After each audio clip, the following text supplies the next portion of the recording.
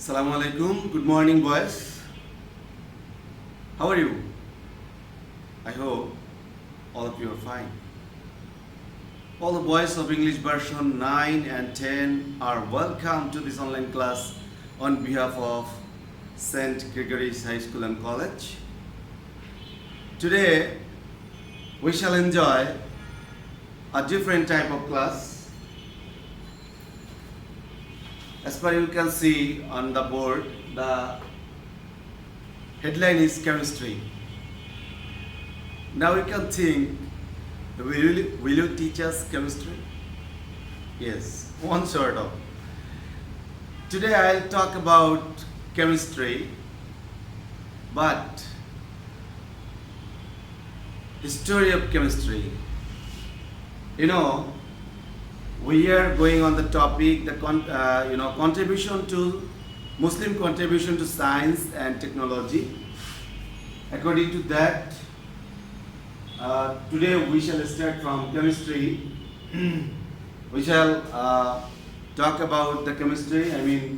Muslim contribution to chemistry also is as immense as in other branches of science. So, as it is immense fact, or the contribution is colossal or large or huge or immense, so it's mentionable. First of all, I'd like to introduce before you some prominent names, those who have actually contributed a lot in the realm of science, particularly in chemistry. So let's know about them. Mentionably name is Jabir ibn Hayyan. Actually, it's written on your text Jabir ibn Rayyan. It's not correct. We should correct the name Jabir ibn Hayyan. Al-Kindi, it may be printing mistake, so you can rectify it. Al-Kindi, one of the prominent names. I know about something more. This name, Al-Kindi was not only a scientist or a chemist, but also a wali or an wali of Allah the Exalted. He was a great dervish or saint. You can say that dervish or saint. So Al-Kindi is a model for us. We can also follow him because a person not only be a scientist, but also he may be a dervish or saint. On the other hand, or on the contrary, if we say a person not only be a saint, but also he can be a scientist. So this is very much interesting fact in this regard. Another name is Junnun Misri. Junnun Misri is also, as per I know, Junnun Misri is a great saint, was a great saint.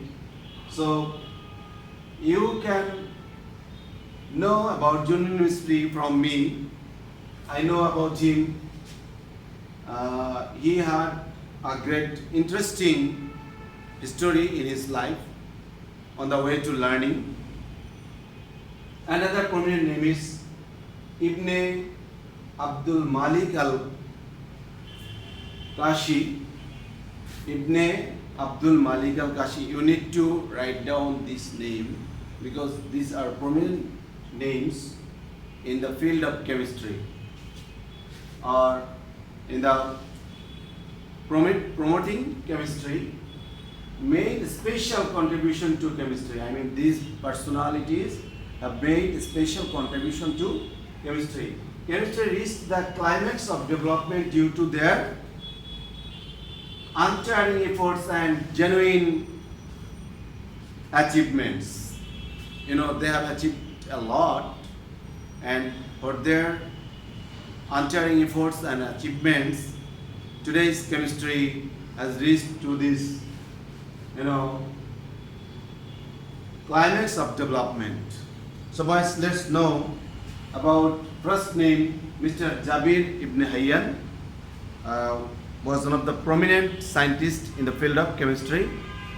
Let's talk about him.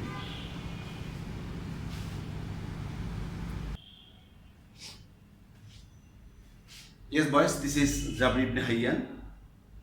Jabir ibn Hayyan was born in Ajot tribe. As per we say in Bengali, Ajot tribe, but here it is written Aj tribe of Southern Arabia. It's a region, Southern Arabia in 722 AC. So we need to write down on our script this information. Jabir ibn Hayyan was born in Ajot tribe or As tribe of Southern Arabia in 722 AC. Now, if you are asked when Jabir ibn Hayyan was born, or when was Jabir ibn Hayyan born, then you need to write down 722 AC. Okay, I think you could write down already. Next knowledge about him. His father Hayyan too was a physician. It's inscribed in your book. His father Rayyan, but you need to rectify here Hayyan instead of Rayyan. Okay? Let's do it. His father Hayyan too was a physician. Another information, on completion of study of mathematics, not only he was an expert or was an expert in chemistry. Prior to this, he was an expert on mathematics. After completion or on completion of mathematics, he started chemistry. He studied chemistry and acquired higher knowledge in the field of chemistry too, or acquired higher knowledge about chemistry too, where he learned his chemistry in Kufa. Here about his in this regard, we can know another information. Kufa. We need to write down. He also acquired higher knowledge about chemistry in Kufa. Where he acquired higher knowledge in Kufa, or where Jabir ibn Hayyan acquired higher knowledge in chemistry or about chemistry, your answer would be in Kufa. I think you could understand and you could write down accordingly. Another information, he had set up a science laboratory. It's a great job actually in his life, and by this science laboratory he was able to promote chemistry section, or in the field of chemistry he had contributed a lot, because this science laboratory was set up at Kufa and carried out research. Actually he researched here, carried out research there till his death. Up to his death, he carried out his research up to or till 804 AC.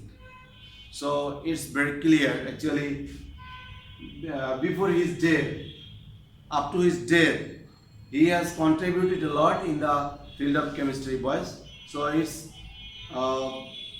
very clearly assumed that how much he could contribute in this field.